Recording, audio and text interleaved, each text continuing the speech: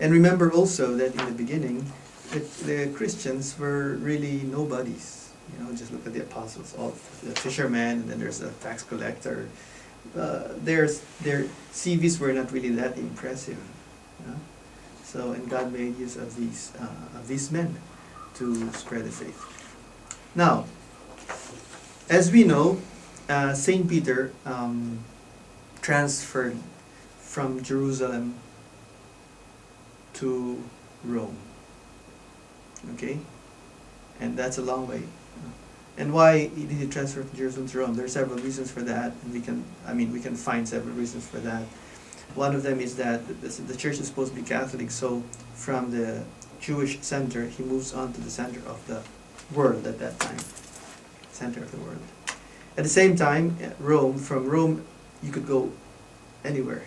Rome was so well connected, so to spread the faith from Rome was very good. So Peter went to Rome, but as you know, Rome did not exactly welcome Christianity, from the very beginning.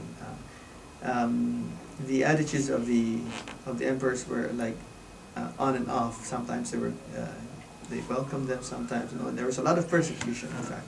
The reason for this, among others, is that they considered Christianity a threat because it taught a freedom of conscience with respect to state authority. But aside from that, also the emperors claimed to have been appointed by God, the divine mandate, and also they had many gods. And here comes Christians who say, "Oh, there's only one God," So there was already a conflict. So what happened was there was a persecution. But in 313, a key point for Christianity, 313, the emperor granted Christians the freedom to worship. Okay, and the Emperor Theodosius in 379 turned it into an official religion of the Roman Empire. Okay, and by the end of the 4th century, they were already a majority in the empire. So, okay, there was persecution for 3 centuries. Now, as people tried to understand their faith, they tried to give explanations for it. And as to be expected, some people who tried to explain things of our faith, for example, the Blessed Trinity, or the two natures of Jesus Christ, sooner or later they made mistakes, all right? And the church would always say, okay, this is not the true doctrine, this is the true doctrine. So the errors were an occasion for the church to really define what it believed in. That's why we have the creeds. We have different creeds, actually. One of them was one of Nicaea and Constantinople, etc. Right? Now, but aside from these, you could say, internal threats, what I wanted to talk today about is actually what you find in number 3, the fall of the Roman Empire. Okay, so the Roman Empire provided peace at that time. So when you have peace, then you can have your business, you can live a normal life, and after the emperor granted them the freedom to worship, then they could worship openly. They started to build churches, for example. So only after 313 could they really build churches for worship. However, the Roman Empire was not going to last. It had become very weak. In fact, the soldiers had lost all desire to fight, and they had, among the ranks of the soldiers, they had already people from other from the Germanic tribes in the army. So because of this weakness, it was easy for the Germanic tribes to come in. And actually, the Germanic tribes came in because they were pushed down by the Huns. So here I have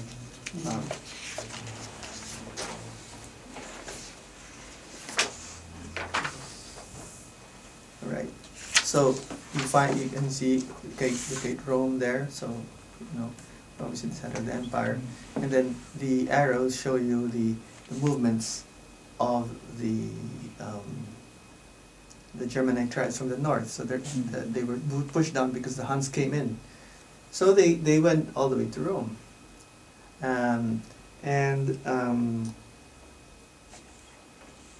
So what happened? There was political and social violence.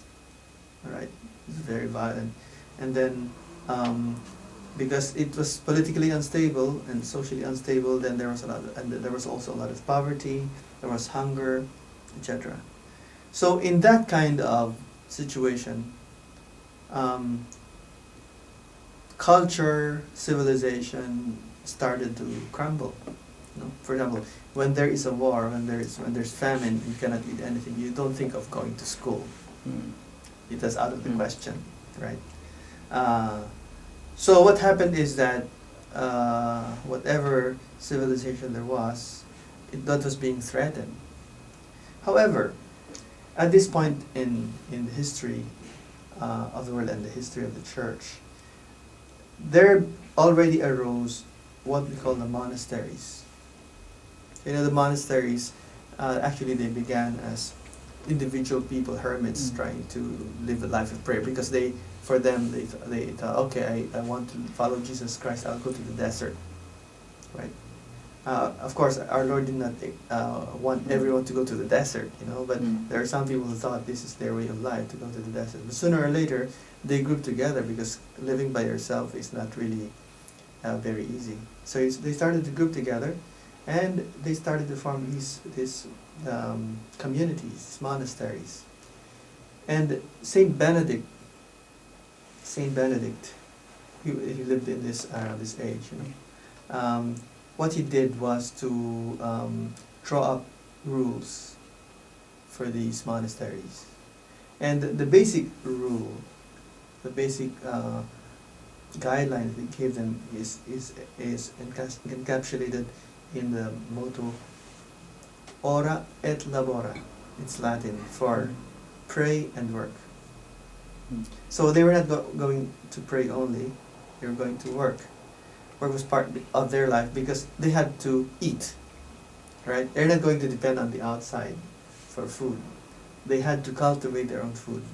They had to raise animals. And in some places, because these monasteries were out there, they were not in the cities, they were not in the towns, they were out there. And sometimes where they settled, the land was not good. For example, there was a lot of water. It was marsh. Okay, in some places there were marshes. So what did they do?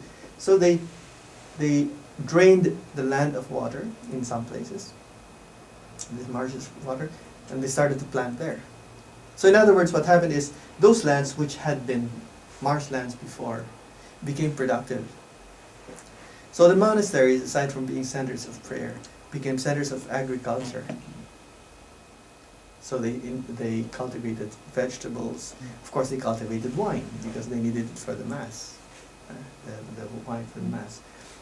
And then they have animals. They needed milk, so they had goats and cows and sheep, etc. In other words, what happened is that while outside there was a lot of chaos and there was hunger, etc., in the monasteries, life was okay in that sense, right? And then also because they were cultivating these crops, then they started to study how to improve the crops. So it was the start of agriculture, right? And they also started the study of how to raise animals better, and that's animal husbandry. So in other words, science arose from these monasteries. Yeah. So what other people call the Dark Ages were not really dark, in the sense that a lot of things were going on, in fact, in the monasteries, right? Well, aside from that, there were other things. So outside all the culture, the books, for example, the works of the classics of the Romans, for example, they were being destroyed, right? So the monasteries were the ones that preserved these and copied these. So the first, you could say, the first librarians were the monks, and at that time there were no scanners, no photocopiers, etc. What did they copied them by hand? Not only the Bible, Of course, the Bible, they had to do that because they had to make copies. But aside from the Bible, they made copies of classical works. That's why they are preserved until our days, because of those. Thanks to them. These are not religious works.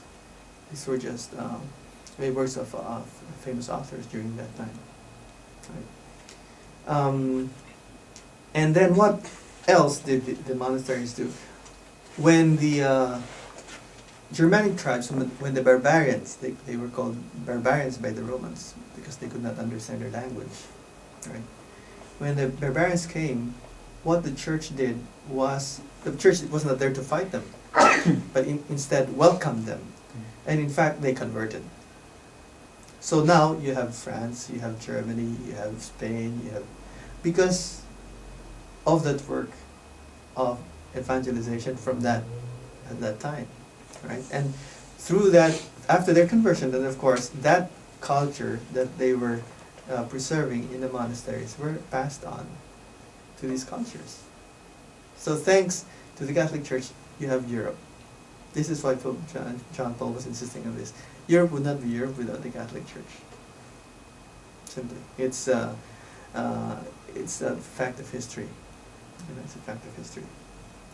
So, so she evangelized the invaders and contributed to making these tribes more civilized. And of course, later on,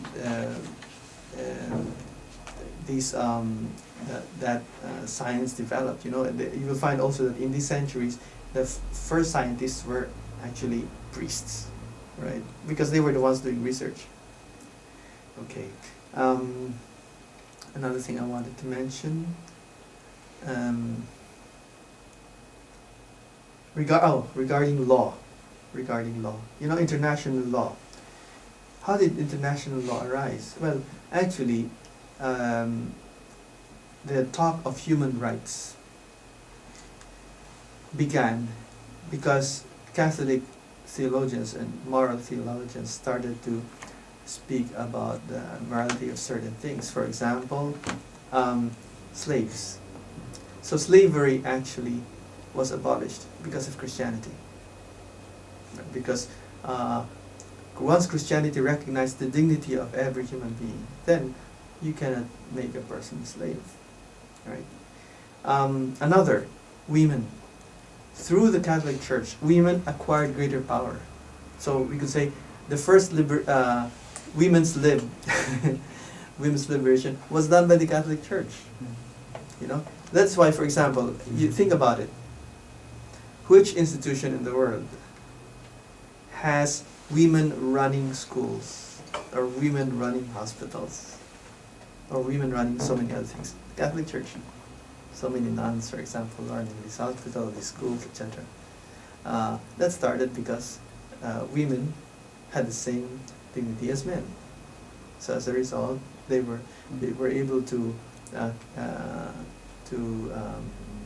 redevelop their potential. So thanks to the Catholic Church again, there was this the liberation, you know, you could say, of the women. Okay, so here we've mentioned the monasteries. Of course, in the process, if you remember, I was saying that in the monasteries, because they developed the land that before could not be planted on, then they acquired this land. I mean, these lands became theirs, right? And so it's not because they grabbed land. It's because they developed that land. Nobody was there before, and then they started. And that's why they had large properties. And the reason for that is that they were the ones who developed it first. Something similar happened to education. So, since they were the ones preserving the books, and also the monks had to study. They had to study theology, but aside from theology, they had to study philosophy, and many of them studied. So in other words, these monasteries became centers of learning, and eventually those centers of learning became universities. So the first universities came from the work of the monks also, as well, many years afterwards. To say development of that. So as you can see, what I'm trying to point out here is that many people say that the church is against knowledge. You know, it's the very opposite. Without the church, knowledge would not have developed. You know, and as Pope, I think Saint Pius X said, we are not afraid of knowledge. What we are afraid of is ignorance. And actually, what happens is that many people have this doubt